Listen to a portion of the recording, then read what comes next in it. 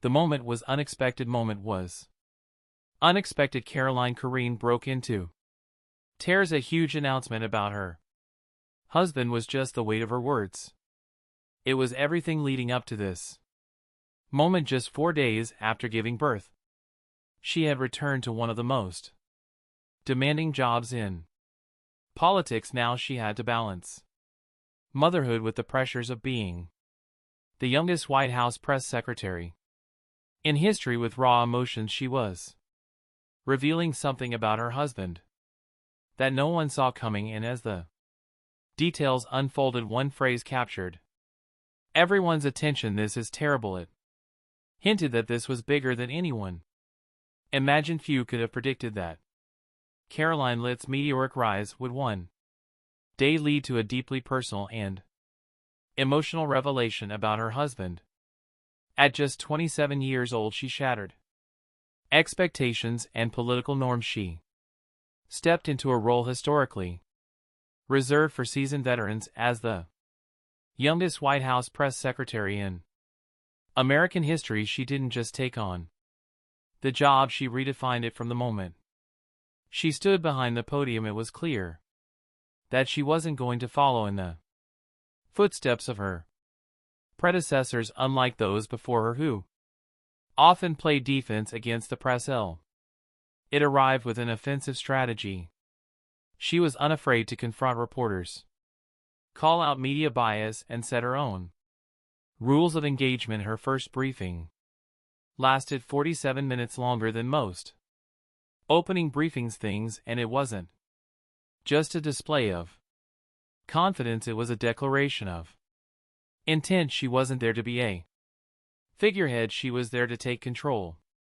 She stood firm against tough questioning from seasoned journalists like NBC's Peter Alexander, and wasted no time proving that she could hold her own in the high-pressure arena of political media. Critics expected inexperience to work against her, but Leavitt countered with unwavering confidence. The message was clear. She was not just filling a role, she was reshaping it. But her rise to power wasn't accidental. Leavitt had been preparing for this moment for years. A New Hampshire native, she studied communications at St. Anne College, where she first developed a passion for politics and media strategy. She began her career working in the Trump White House as an assistant press secretary, and later became the national press secretary for his 2024 campaign. Her loyalty to Trump's movement and her ability to handle the fast-paced demands of political messaging made her a natural choice when he needed someone to leave the press office. And his new administration, what set Leavitt apart wasn't just her youth or her combat style. It was her approach to communication. She saw the political landscape shifting. Traditional media was losing influence, while independent journalists, podcasters, and social media influencers gained unprecedented reach. Rather than catering to mainstream outlets, she focused on engaging these newer platforms. She was determined to ensure that the administration's message reached audiences often ignored by conventional press. This wasn't just an adjustment, it was a radical transformation of how the White House engaged with the public. Under her leadership, the press office welcomed figures who had never before been given access to high-level political briefings. Conservative influencers, digital media personalities, and podcast hosts were suddenly given a seat at the table alongside legacy media outlets. To some, it was a risky strategy to lead. It was common sense in her view. Millions of Americans were getting their news from alternative platforms. It was the White House's job to meet them there. Her bold strategy didn't go unnoticed. White House communications director Stephen Chum called her first press conference the most successful ever, a statement that sent shockwaves through Washington. Even those skeptical of her appointment were forced to acknowledged that she had changed the dynamic in ways no one expected. The old model of press relations where the White House played by the rules of mainstream media was gone under Leavitt. A new era had begun. Of course, her position wasn't without controversy. As a young woman in a high-profile role, she faced scrutiny not just for her politics but for her personal life. Her marriage to Nicholas Rio, a 59-year-old real estate mogul, became a subject of endless speculation. Critics questioned the 32-year age gap. Others dismissed it as irrelevant, but through it all Leavitt remained unfazed. She had bigger battles to fight. Her meteoric rise wasn't just about proving herself, it was about reshaping the political communication landscape. And as she stood at the center of it all, handling the nation's most scrutinized press briefings with the composure of a seasoned pro, she knew that her success was just the beginning. What no one realized at the time, however, was that behind the scenes she was carrying a personal burden that would soon take center stage. What she would reveal about her husband would leave even her most ardent supporters stunned. The event that changed everything. On July 13, 2024, the world watched in horror as gunfire erupted at a rally in Butler, Pennsylvania. Chaos unfolded in seconds. Donald Trump, standing before a sea of supporters, was struck by a bullet. The attempt on his life sent shock waves across the nation. The scene was surreal. Secret Service agents rushed in. Frantic voices shouted over the confusion. The former president was bleeding but still standing. The attack was unlike anything in modern American politics, a direct assault not just on man but on movement. For Karoline Leavitt, the moment was deeply personal. She wasn't in the crowd that day. She wasn't even in Washington. She was at home cradling her newborn son, who was just 3 days old. She had turned on the television to watch the rally, expecting nothing more than a typical campaign event. What she saw instead would change everything. The footage of the attack played in an endless loop. Trump was wounded but defiant. His supporters screamed in disbelief. A bullet meant to end his life. Grate his ear. The weight of the moment hit Karoline like a wave. She was a mother now, holding a tiny life in her arms, yet she was also a political warrior in the middle of one of the most consequential moments in history. She had spent months as Trump's campaign spokeswoman. She had defended him against relentless attacks and had navigated the brutal world of media and politics on his behalf, but nothing had prepared her for this. And then, in the middle of the whirlwind, she made a decision that most new mothers would never even consider. She turned to her husband, Nicholas Rio, and said, "Looks like I'm going back to work for days." That's all the time she allowed herself. Just 4 days after giving birth, she was back on screen, back in front of cameras, back in the fight. The public was stunned. Her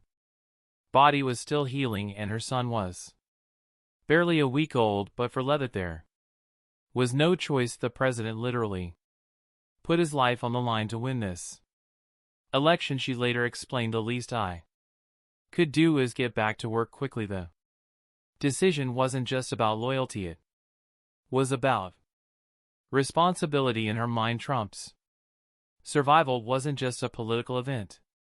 It was a symbol of resilience, determination, of unfinished business, and if he could take a bullet and keep going, what excuse did she have? But the transition wasn't easy. The weight of motherhood clashed with the demands of politics while she stood at the White House podium filling tough questions. Her heart was still with the child she had barely begun to bond with, leading the baby every day to go to work. "It does break your heart," she admitted, but she pressed on just as she always had, with no clear direction. Most people in his position would have struggled just to survive.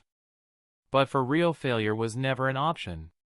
Instead of seeing dead ends, he saw possibilities. With nothing but determination, he worked relentlessly. He saved every dollar he could. By the early 2000s, he had set his sights on real estate, specifically the overlooked, rundown properties of Hampton Beach, New Hampshire. While others dismissed them as lost causes, he saw opportunity. He started small, buying properties in need of serious renovation, fixing them up and turning them into highly sought after rentals. His strategy was simple but effective: invest in areas others ignored, create value where no one else was looking, and reinvest every cent back into growth. By 2005, Rio had accumulated an impressive portfolio: 15 buildings, 70 rental units, and a reputation as a shrewd, forward-thinking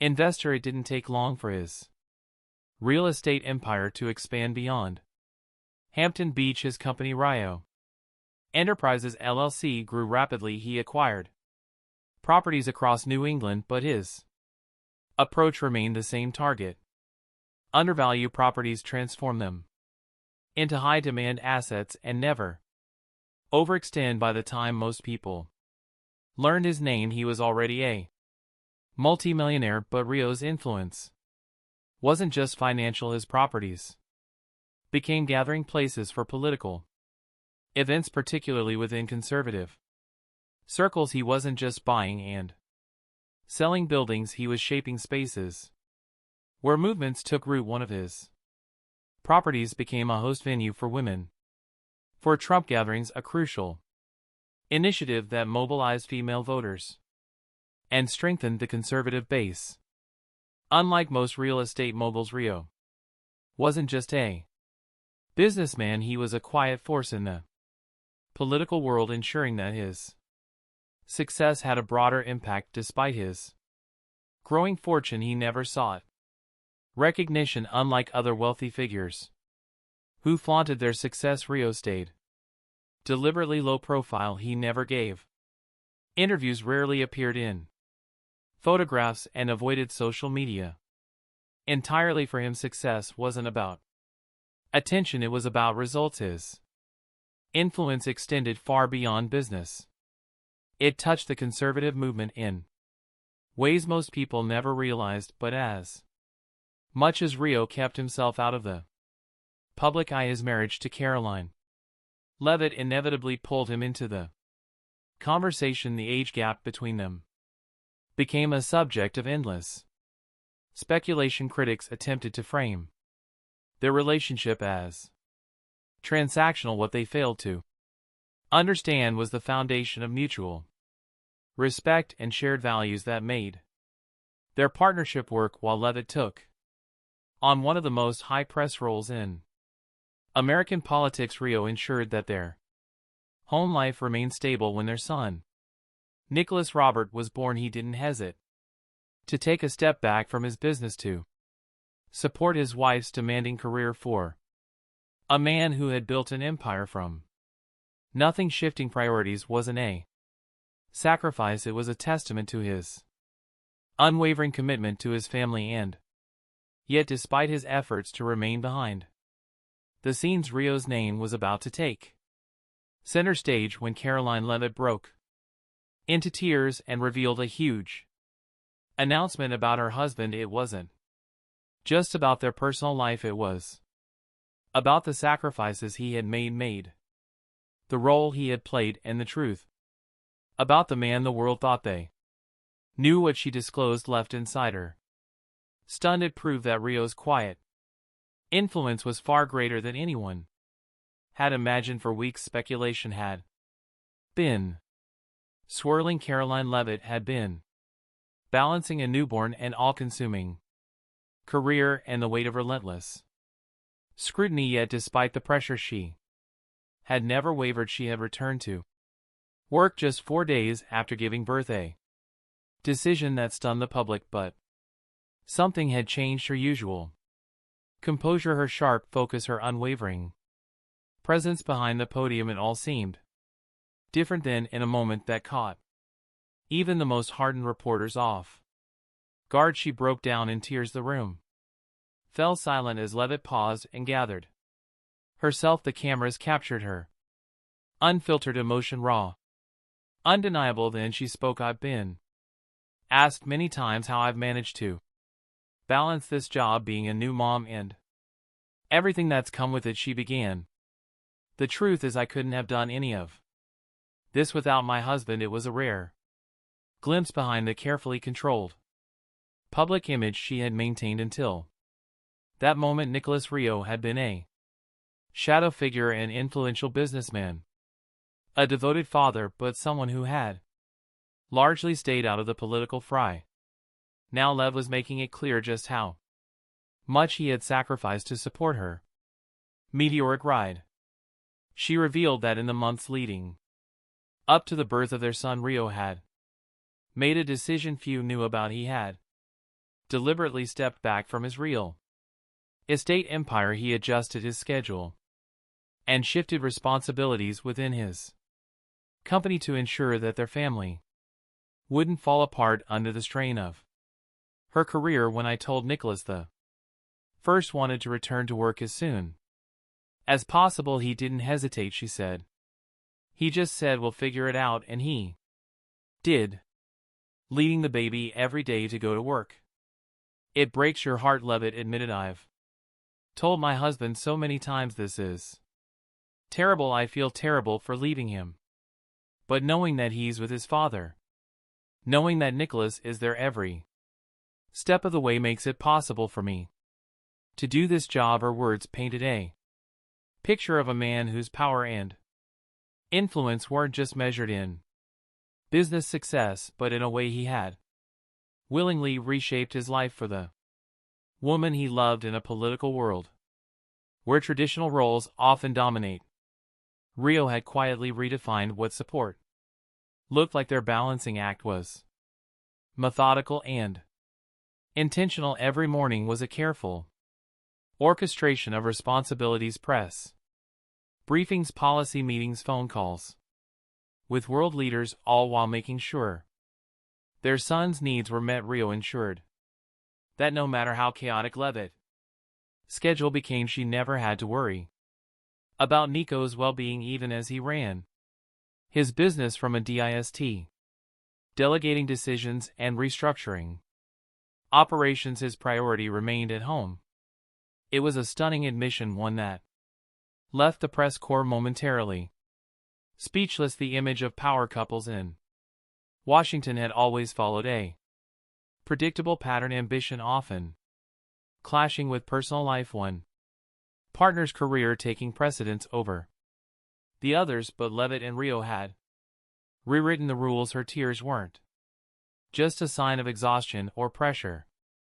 They were reflective of the depth of gratitude she felt for the man who had given up so much without asking for anything in return. I hope that one day, when our son is old enough, he'll understand what his father did for us, she said as the briefing ended. The weight of her words lingered. What had started as a routine press conference had turned into something deeply personal, a rare moment of vulnerability from one of the most scrutinized women in politics. And as the news spread, it became clear this was more than just an emotional moment. It was the acknowledgement of a man whose quiet sacrifices had made history possible. But even as the public absorbed Litt's heartfelt confession, one question remained: what would this mean for the future, with Rio restructuring his business and Leavitt at the center of the